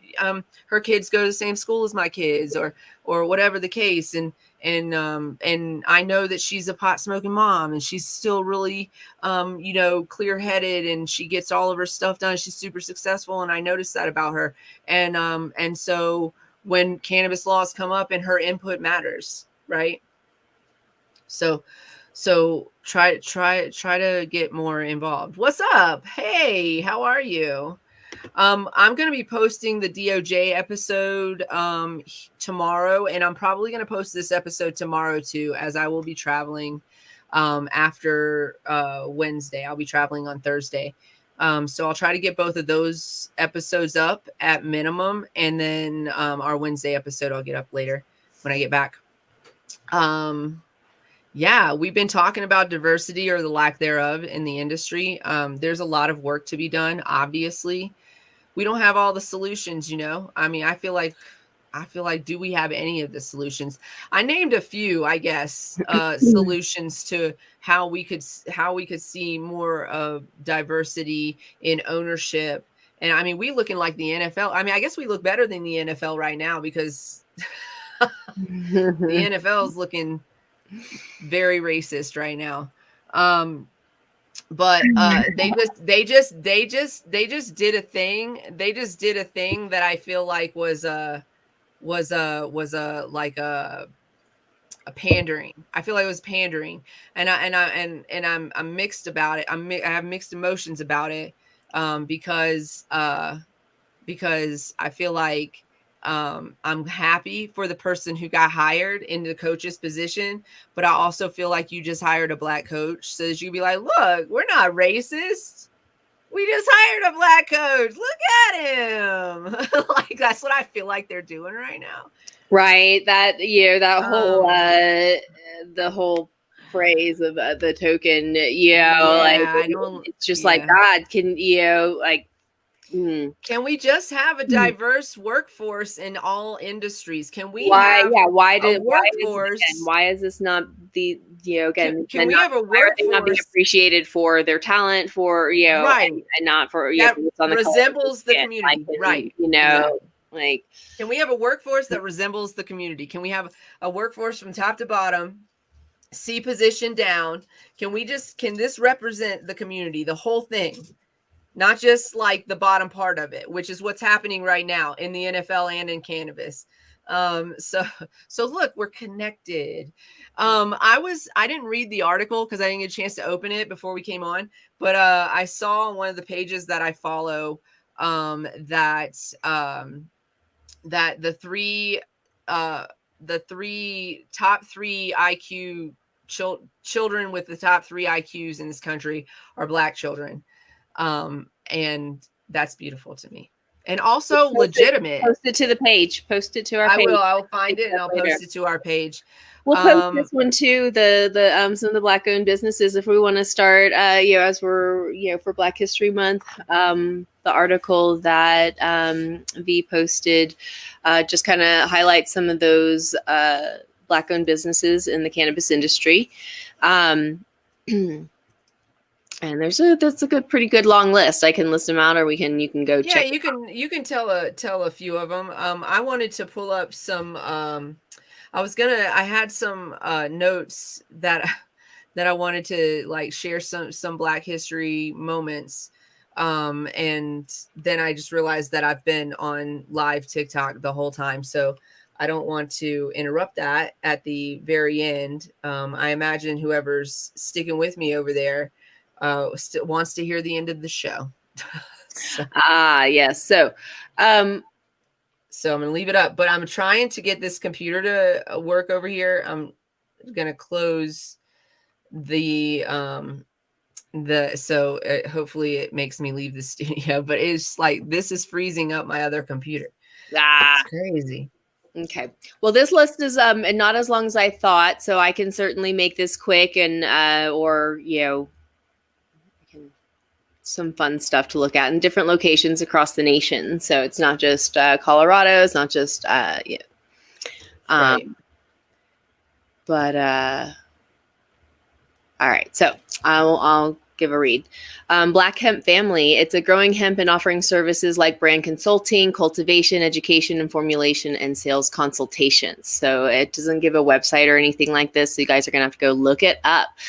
Black Hemp Family. Ball Family Farms, a first vertically integrated minority-owned social equity commercial cannabis facility in Los Angeles. 64 and Hope, a Black LGBTQ-owned wellness-focused cannabis brand launching dispensaries with its first in California. Nice. Got a Black-owned dispensary in Massachusetts, Low Key Dispensary. It's on a mission to close the wealth gap with education and land acquisition. Owned and operated in South Carolina. It's a Black woman-owned hemp CBD infused skincare company and spa called Herbal Euphoria Skin and Body. It's a SKYN and Body. Cash Color Cannabis, led by Black journalist and filmmaker Mecca King. This podcast and platform is on a mission to change the way we have conversations about cannabis. We should reach out to them and see if we can't have a conversation. Different conversations. Always fun to have other podcasters and guests like that to join forces. The Detroit Life Lounge is a Black women-owned membership-based social lounge focused on empowering cannabis entrepreneurship in Detroit. So, woo woo. Major Bloom is the first Black-owned manufacturing operator coupled with a retail and delivery license located in Massachusetts. Nice. One of our favorites, the Cola Lounge, Black-owned. I love the Cola Lounge. Yes, we love them. Consumption Lounge and community space in St. Louis. They do so much. They're doing so much. They have events. They're having a Valentine's event on the 13th. We'll post that on our Facebook. We'll share the event. So if you're in St. Louis, check it out. Oh, please do. It's so good. And report back. I was like, we need like a live cam to see like what's going on, so we can like participate. Have like a TV going where you can like zoom in. And I was like, I want to be a part of that virtually. And then, so that's the list here from the plainjane.com blog that V shared. Nice. We'll share the article. That's linked in Twitch, YouTube, and Facebook comment section, right? Is that right? Or no, that's a different. Well, I posted it wherever here. I posted it here, so wherever it goes, I don't know. I think it goes to all three. Yeah, it goes to all three. And so we will, but we'll post the article, share the article from V as well. V Castillo, the vegan cannabis traveling writer. Oh, she is amazing. I can't wait to have her on the show. I mean, she's amazing. Okay, so some Black history notes. First of all, do you guys know who invented macaroni and cheese? No. Well, I'm about to tell you. I'm so excited for this. Okay. His name is Chef James Hemings, and he was the first American classically trained in French. He was the first American classically trained in French cuisine, so he knew how to like make French cuisine. He is the founder of mac and cheese, but his owner took credit. So a lot of people think that Thomas Jefferson invented. He did not. It was James Hemings. Thank you, James Hemings, for my favorite meal. I love it so much. I love macaroni and cheese so much. Then I have another one. I think this one's a little bit more maybe, I don't know. We'll see what happens. I have another. I follow a few pages where I can get educated because I like to understand. So this article is about a trailblazing Black architect who helped shape LA. That's the name of the article. It was this article is just like what you got, transcript, that's the word, of All Things Considered. I know, no, absolutely. Like, before I read this next article, Schnooks, you got 1,000,000% of a point. Like, it could never, like, first of all, no, it could never have been a white man that made macaroni and cheese. Nah. And then some white women started putting peas in it, which is an atrocity. If I will never eat your food again, first of all, and we would probably stop being friends if you put peas in my macaroni and cheese. How do you feel about hot dogs? No. I mean, that's for kids. Yeah, I think that could work. But I like bacon. I like bacon in my mac and cheese. And sometimes I'll put ham in it, like during the season. 'Tis the season. But I can't, you know what though? But I have a hard time with like bologna like products. So no Spam for you? No, I have a hard time with anything that smells or tastes like that. Because I know, what the fuck, don't put peas in macaroni and cheese. Be careful with what you put in your macaroni and cheese. There's only a couple of absolutely acceptable options. But bacon I can do. You can do maybe, like, be careful with your cheese selection too. You can't, not every cheese is meant for mac and cheese. No. It's just facts, okay? And I didn't make the rules. I'm just telling you what they are. So anyways. Did I tell y'all that y'all know I read those Reddit, I follow a page on Facebook called Reddit Ridiculousness. And I was reading the other day, did I tell y'all this, that this woman the audacity of people, honestly. This woman wrote in and said, I think Velveeta's not even real cheese and it's too salty. And so this woman wrote in probably like a junk account that is she the asshole for eating her food in front of her husband or fiance or boyfriend, whatever. She needs to send him back to his mother. But this person she's talking about is definitely a white man. I guarantee it. I'm not trying to like be down on white men, but y'all just don't act like this. And then we got nothing to complain about. So apparently this person that she is if you don't fall into the category, then don't be where I know, like, don't, if you don't relate to this story I'm about to tell you, then you're not the person I'm talking about. So this individual doesn't like any seasoning in their food. We've talked. Did I talk about this on the show? Yes. Yeah. Like any seasoning in the food, only salt. We did it on, like, yeah, we did it on one of the. Only salt on their food. And then when they go to restaurants, they have the audacity to look at the chef and be like, don't put no seasoning in my food. And then the chef's like, what do you mean don't put any seasoning? Like, this is how it's made. What if it's like it touches seasoning? Like, is that an issue? Like, yeah, probably like, it is. Like, grills and shit. Like, I ain't scraping this off and cleaning for you. This whole human sounds like an issue. So then the problem isn't even that. Like, eat what the fuck you want, you weird bland. First of all, I love food so much. If you have a bland palate, you are not for me. We are not for each other. We can't hang out. I like lots of flavors.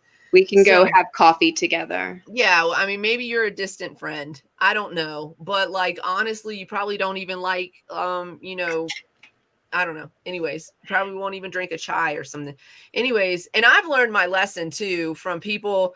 There was a person that I knew here in town who I would never ever do business with. And I was kind of working with them and they were like, let's go to lunch. And I was like, oh yeah, let's go to Himalayan Kitchen. And we went to they have the buffet. So there's like a variety. You can get, oh my God, dude. And like they always on the buffet, they always have the chicken. They always have the chicken, the tandoori chicken. Yeah. Which is like, just like baked chicken with some spices on it. Anyways, it's like the plainest thing you can probably find. Like, literally picked at their food, and I was like, oh. And then I found out later they're a complete dickwad. So like, I mean, made sense. They didn't. Anyways, so back to the story. this person doesn't like seasoning on their food and requested for his birthday that his whatever eat his food and don't put no seasoning on her food. Like wanted her to eat like no. bleh. And she said no, and he got mad, and he was like, we should eat together for once. First of all, I don't think you know what that means. I don't think he knows what that means. That's not what that means. Just because you eat together doesn't mean you have to eat the same food. Like, seriously, that's not what that means. You don't have to share food. You don't have to. We just have to be in the same room. It is your choice to not enjoying food. Right. It is your choice, not mine. And I don't know. That is some next level like control shit. Right. No. Got mad, left the room, went and ate in the other room. Hasn't talked. So I was just like, I read these things and I'm just like, why are you putting up with that? No. Like, why is that a thing? Why is that a thing? No. But I don't like bologna because I think that people that smell bad smell like bologna. All right. or like a really off sausage. It's been a thing since I was a kid. I don't know if maybe I smelled somebody that had that like really weird funk or body odor. And that's the association, association living in your brain for the rest of your life. No, I found out from my therapist that lots of children live inside of me and try to control my daily life. One of them is anger. Like my anger's like 5, I guess, or something in that vicinity, like a very young temper tantrum throwing. Yeah, I would say you're older than 5, or at least you're getting older. My anger is not my real me is in control now more than the 5-year-old, so it's fine. You're like, no, it is still. I know it's so gross. People be like, I made a bologna and cheese sandwich, and I'm like, why? Why, when you have other meat? That's just filler meat. That's like literally that's just filler meat. I get it. For some people, it's nostalgic because they grew up on it, but I feel like that's also why I'm like, I'm an adult now in that respect. No. Like I'll eat everything else, like some other things that are from childhood. Oh, you like bologna is kind of like where I do draw. Like no, I'd rather do something else or not at all. I will eat a cheese. I will eat a cheese and bread sandwich. Yeah, don't put bologna on it. I don't need the bologna. Not at all. Or salami. I'm not a salami girl. I don't want salami. Also, I think that the reason I'm saying this nostalgia thing is also why my husband doesn't eat peanut butter. I feel like it, because it's forced upon us as children in our celery and on our crackers and on our apples. At least in the 80s it was. Before, I was like, yes, everybody had things, but it wasn't like I feel like there was routine. It was, yeah. For me, it wasn't all like they put peanut butter on everything, and and they said this person said, "Let's see your guns." Woo, yeah, okay. I have long sleeves on, but I'll do it in a minute. I know, like I can do. I'm pretty. But in the 80s, like we grew up in the 80s, y'all. I know we don't look like it because we're the youngest looking generation, but we are children of the 80s, and I feel like he grew up in oh, gross. That's gross. That smells up the whole house. He grew up in Michigan, and so I feel like peanut butter was a big thing before everybody started getting peanut allergies. The river Styx, the river in hell composed of peanut butter. The river Styx. Did you mean to say that? Is composed of peanut butter, and tortured souls are forced to spend 1,000 years in it. That's how he feels about peanut butter. That's pretty deep. That's pretty harsh. Like deep. On this peanut butter. Schnook said fried bologna. No, you're gonna smell up the whole. No. You're gonna make it miserable for everybody else too. That's gross. Don't do that. That's just bad. That's not no. Okay. Mm-hmm. So, but you know what I can do in my house is I can buy peanut butter snacks like Reese's and stuff, and that's the thing that doesn't get touched because we have war in this house. You know that, right? I've gone to war in this house. The other day, You can leave a peanut butter jar open so you can stick your finger in it. I'm not allowed to do that, but but he wouldn't eat it. Remember the other anyway, right? Who was on the other day? Next was on the other day. You were on, and was Kel on with us too? I don't know, but I had this plan the other day to it was before the show. It was right before the show. And I had this plan. I was like, I have some Chinese food. It was after the show. It was right after the show. We went into Discord. We were all hanging out, right? And I said, "Oh, I got Chinese food for dinner." So I was excited because we had ordered for lunch Chinese food, and I had ate some of it, but I kind of left it for dinner. And then I had also ordered some of the crab rangoon, and so there were 6 of those, right? So I go in the kitchen to get my food, and it's gone. It's gone. And he was like, "Oh, I didn't know that you wanted more." I did leave the bowl on the counter, so I will forgive that one, actually, because I did leave the bowl on the counter for that one. And so he thought, and he goes, "Oh, but he goes, oh, you have more in the fridge. You did not put that empty styrofoam." Y'all know what an empty styrofoam container feels like versus one that has anything in it, anything at all. You know the difference, right? So he put this empty ass styrofoam container in there talking about, "I thought you had more." So bullshit. No, you didn't. So then that wasn't even, but this part is unforgivable. It didn't. No, not the box that had my food in it. It had nothing in it, and you put it back in the fridge. This part is unforgivable. And he's going to have to order me my own order next time. And watch you eat all of them. Literally left one single crab rangoon in the box. One. Sharing. He don't know how. One time back in 2012, yeah, back in 2012, or maybe it was 2014. It was either, I think it was before I went on my India trip. So I want to say it's 2012. We had some friends over and we ordered Chinese, and we were like, the one that ate 5 of the 6. I'm saying, we had some friends over. We ordered Chinese. We went and got it and everything. And one of my friends is gluten free, so she couldn't eat her fortune cookie. So of course he eats it up, right? And then my other friend had his fortune cookie, and then he had his fortune cookie, and then I went to go get my fortune cookie, and guess what? He ate my fortune, y'all. He ate my fortune.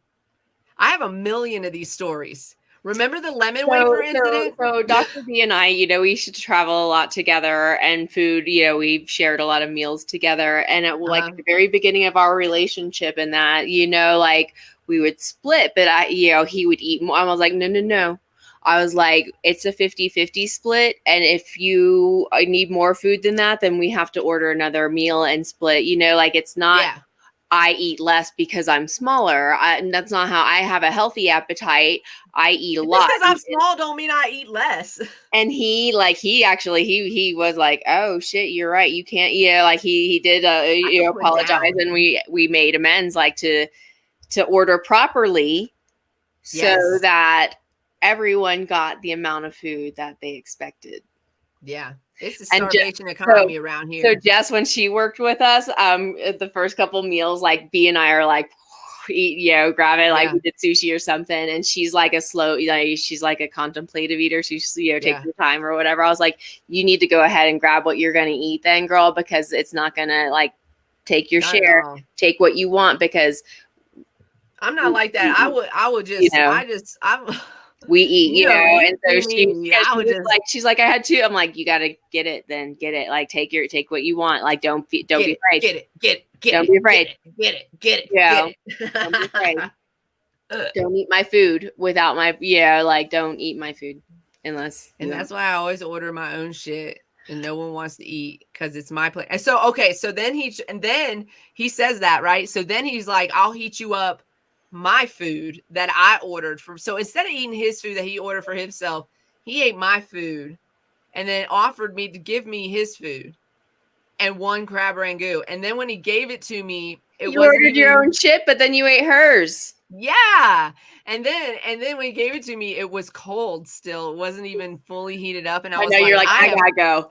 I have lost my appetite. I was like, listen, it's like the worst thing for me. I love food. It's like, I don't know what to do with myself, because that's one thing that will really piss me off is if I can't eat, if I can't like eat the way I want to eat or eat what I want to eat. Yeah. Or you know, because I'm a stoner too, because I'm like full-blown stoner. So if I expect that I left it there to go get it and then it's not there, which is what happened with the lemon wafers. We bought a whole box of lemon wafers. I had 3. Those bitches are so expensive. They're those Glutino ones, so they're like the really expensive ones, but they're so fucking good. I had 3 and he ate the rest of the whole box. And I went to go get some at the end, like I had smoked and we were watching a movie or whatever. I went to go get some and they were the box was in the trash, and I didn't think anything of it because sometimes he'll put it in the Ziploc so it'll stay fresh longer.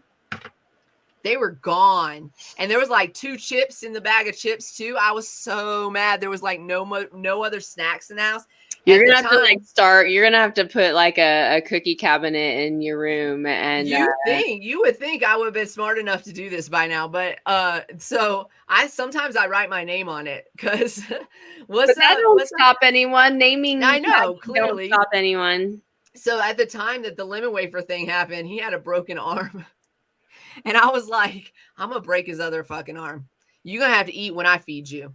I was so mad. You know, what's that movie? The movie where what is that? Misery? Misery. Who is that? What is her name? She's one of my favorite actresses. What's her name? I can see Bates, it. Catherine, no. Kathy Bates. Kathy Bates. It's Kathy Bates. Yeah, I will Kathy Bates the fuck out of you. I label my food with my initials. All right, I have to. My bladder. Nobody eats your sardines. I need to like either. He said like my sardines. Nobody eats that shit. Nobody wants away that. For a that second. Smells bad. Or are we gonna be talking for another few? No, I was just gonna. I mean, 10 minutes. We were up. Are we needing to step away? Yeah, if we're gonna go another 10, I'm gonna just I'm gonna pause and you keep on chatting and I'll be okay. I'll keep talking about food.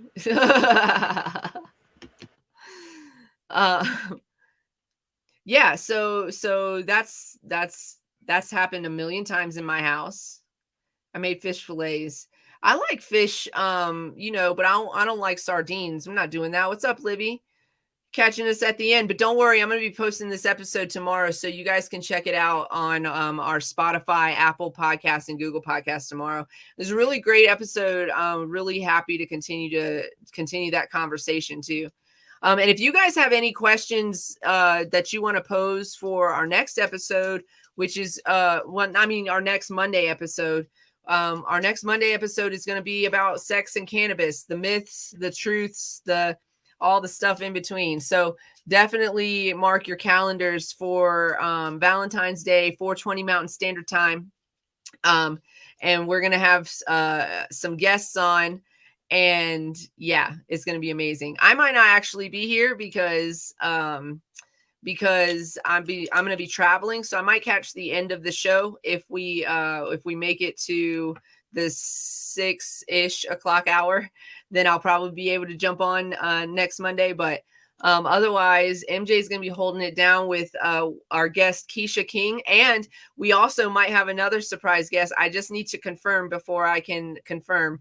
But yeah, we might also have another surprise guest. So yeah, hit us up at cannabiscloset420@gmail.com, or if you follow our social medias, you can hit us up on social media and just like let us know what you would like for us to talk about, because we are going to be covering sex and cannabis next Monday with Keisha King and potentially another special guest. I just have to confirm. So pretty exciting. And just so you know, this is Black History Month for those of you who weren't paying attention. And we are definitely working on and making sure that we lift up Black voices and Black businesses and Black perspectives this month and every month as often as possible, because we know that people like me have been heard enough.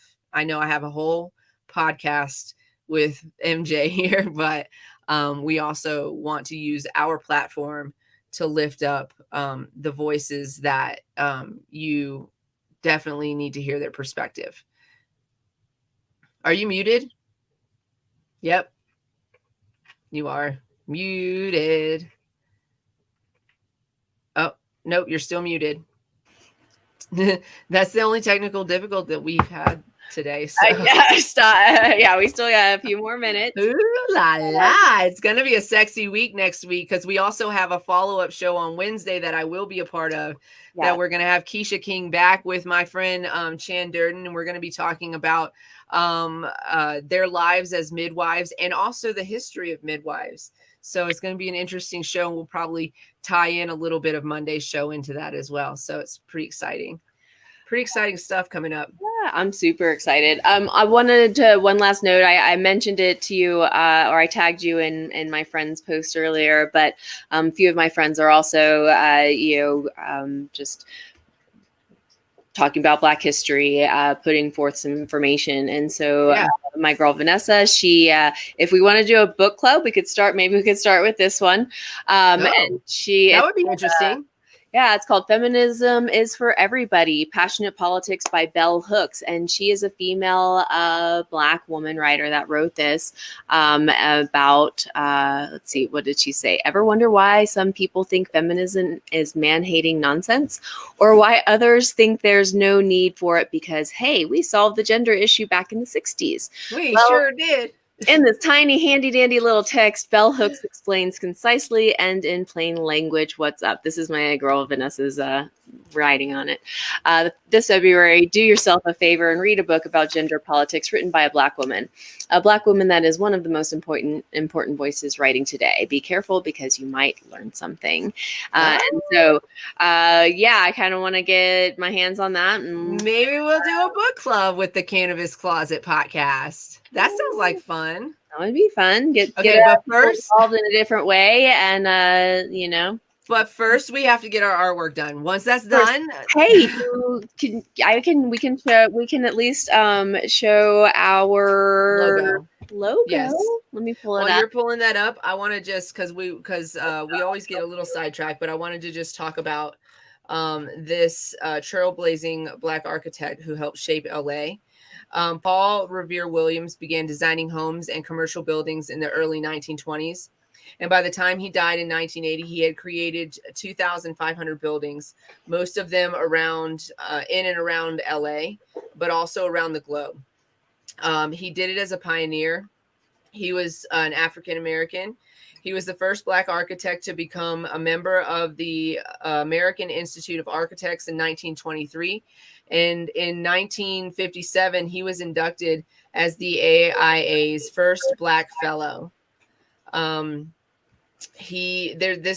is a very in-depth, not in-depth article. It's only like 7 minutes of an article, but it talks about his granddaughter, who is chronicling his life right now, and she's written a book, she has chronicled his life. She's written a book about him called Paul R. Williams, the Classic Hollywood Style, which focuses on the homes of his celebrity clients. So he built celebrity homes in LA. Let's see. And then when he began his career, he could find no Black architects to be his role models or mentors. He was born in downtown Los Angeles in 1894.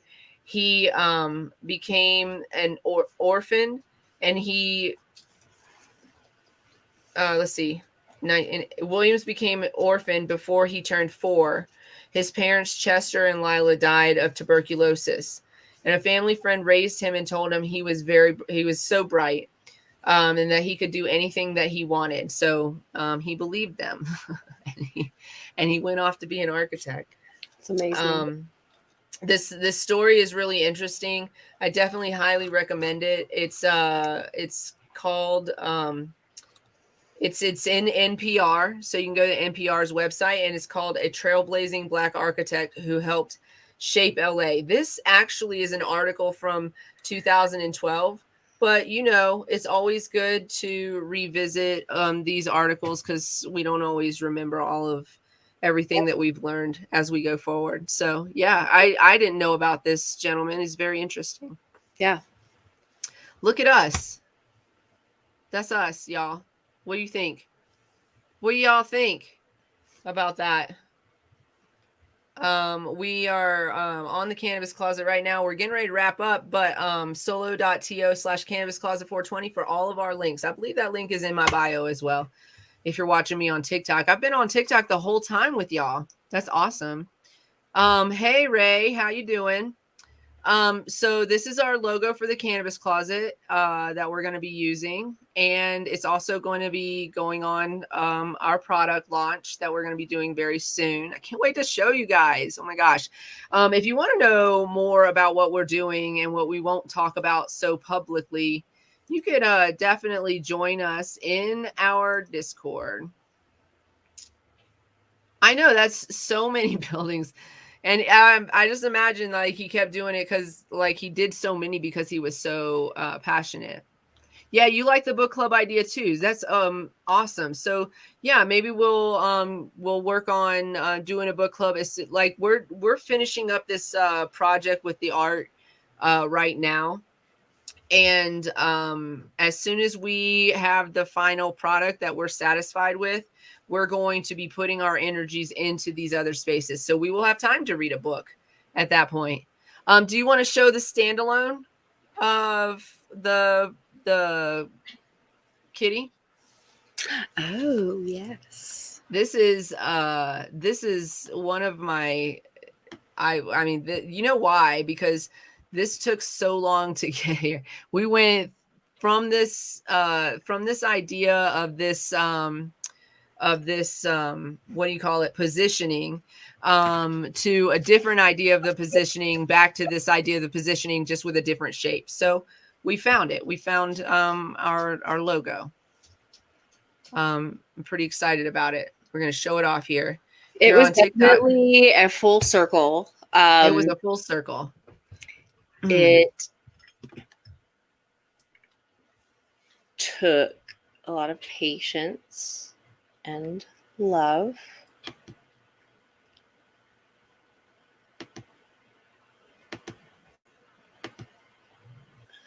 Can you see it? Is it? Lady, stop. I can't hear you. Are you muted for a reason? Yeah, I was muted for a reason because I was talking to the TikTokers over here. I didn't want to interrupt what you were doing. Look at that. Look at that though. This is I just love it. It's not giving away what we're doing either. No, but this is our as you know, she and I have been doing the Cannabis Closet as partners together, and that has led us into wanting to venture into some other things. And so this is our partnership. This is our label, our company, and you'll be seeing some new things coming out under the Queen Kitty label, and being promoted through the Cannabis Closet. But we're gonna merchandise the shit out of that thing. So yeah, we've got we're looking for. I mean, I don't know how all the money things work, but yeah, we want to do some merch and whatnot, and so we're just waiting for to have a budget to sell some things and and have that. I think you guys. So. Actually, once we have our labels completed and can focus in other areas and like have some time to have some fun, we can set up like a Printify or situation like that, and we can do direct print to start until we have the budget for bulk orders. But yeah, so Schnooks, remember I'm sure, I don't know if you remember the first iteration of this iteration of this. I could probably find it to see if like the bowling pin situation, and then we went into this whole different like thought process of like, what if we did like a panther crouching and like coming at you, you know, like that. But then we just couldn't get it right because we wanted it to be a silhouette. We didn't want it to be like a very detailed situation. We want to be a logo. And so we came back to the standing or the sitting. I don't know. Is it sitting? Yeah, sitting. Yeah. Sitting I kitty. can't find the bowling pin one. I think yeah, don't worry about it. We don't want to taint the product here, but I'm in love with her. I think she's beautiful. I think she turned out amazing. I think once we got our heads right about the direction that it went smoothly. I think once this direction started coming together, I think it went real smoothly after that. And yeah, but it took us a minute to get here. So I almost want to cry about it. I almost want to shed a tear. I might when I get my first jacket with the queen, with the kitty on the back. I want a gold one. I want a gold, like, I don't know, or I want a black jacket with gold on. Yeah, like yeah. We got some ideas for some stuff. So stay tuned. But yeah, this is the company that we are merchandising under, and this is also the company that we are doing the Cannabis Closet under. So this is what everything is. This is our partnership. This is our Queen PLP Kitty. LLP PLP LLP for the PLP. So yeah, we're super excited. Hopefully, come. Yeah. Okay. So look what she just said. Do you see what she just said? That's exactly where we were going with that. And actually the Baby Fat logo, this doesn't look anything like it. So y'all can't sue us. And there are elements of this logo that are specific to us. We didn't steal anything, but the Baby Fat logo was actually, it was a way that like we were looking in that direction of that whole silhouette. And we wanted it to be like really royal and very elegant. And I think we got that. So do you want to, can you explain a couple of the elements of that are kind of like, if you didn't know about it, you don't know about it kind of thing? So every element is actually pulled from the previous, like some of the elements are pulled from from the logo that we just showed you. So like the smoke from the bong is the tail.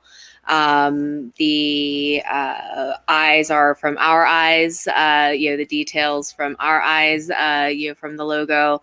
And the crown our friend Brian did up for us, and it looks I don't know, it and then added the element. So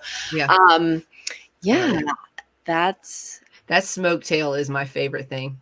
I love it. I love that it's that's like a little, it's like a little wispy smoke. So we didn't want, we wanted to, again, this is going to be going on several things, and so you'll see different iterations of it. We'll have some more prominent, obviously. Oh yeah, she'll definitely evolve and whatnot, but it was a long process, because this isn't even what moving away from the bowling pin idea. The first drawing that I had, I showed it to sister, and she's like, it looks like a fox. And I was like, I wanted to blow my top. I would just want to be like, I've been working on this, and I was just like, and they took a breath, and I was like, I looked at it, I was like, we had to take a lot of breaths. We did. It looks like, you're totally right. It looks like a fox. But we got there, and it got there, and I love it. I think she's perfect. I look forward to seeing her evolve as well, but I love where she's at right now. So I hope y'all like it. Canva really does make it easy for designers, or for everyday people to design. Honestly, shout out, because I can do so much in the programs that I know how to, but some of this, it's like someone else has already done it. And if it's available for me to use for free, thank you so much. And I appreciate you. Making it easy. So making it easier. Thank you, cousin. Should say. Thank you, Snooks. Thank you, everyone. That's Next he's gotten to see the whole process too, which is awesome. Yeah, Next has been there for the whole thing. He's seen us laughing, he's seen us near tears, and he's seen us angry. And thanks for all of your love and support. It's like Next is our I don't know if some of you might not get this reference, but hopefully some of you will. But Next is like a sort of like our guy on the couch, except occasionally he talks and puts in his 2 cents. But basically he's just there for the moral support often. And we love you and we appreciate you. So thanks for being there and giving us your support and love. So smoking with us, like just showing up and smoking. He shows up. I love it when you guys show up. It makes me feel like we're in a room full of people just having a quick sesh. And so should we go ahead and move this on over to Discord? So you guys, don't forget to be nice to yourself. Put your mask on before assisting others. Yes. Cultivate love. Take care of yourself. Self-love. Absolutely. Deserve it. Mm-hmm. And always stay safe. Stay lifted. Stay lifted. Yeah, stay safe and lifted. I just popped that Discord link right into the comment section. If you guys want to join us in Discord for like a few minutes and get a smoke on, let's do it. Let's go do it. All right. Thanks for joining us today. We're going to be back on Wednesday, Work Wednesday, talking about some stuff. So join us on Wednesday at 4:20 Mountain Standard Time and mark your calendars for Monday the 14th, because we are going to be talking about sex and cannabis. I know you do not want to miss that episode. All right. Miss it. We're going to, it's not working. Let me do one. Whoa. Don't let me leave without that thing not working. Hold on. Let me put one more up there. Let me pull it out again. I just copied the link. Copied link. It's a brand new link. Hold on. I'm going to edit it. Hold on. I'm going to make it longer. Okay, can I make it longer than that? There we go. Look, this link should work. That link should have worked too, but this link should work. There we go. Hopefully that works. And you might have to copy and paste it or something like that. All right. We'll see you guys on Wednesday at 4:20 Mountain Standard Time, unless you join us in the Discord, and we'll see you in a few minutes. Thanks for hanging out, you guys. We'll be posting these on Spotify, Apple Podcasts, and Google Podcasts in the next 24 hours. Thanks for your patience. See you next time.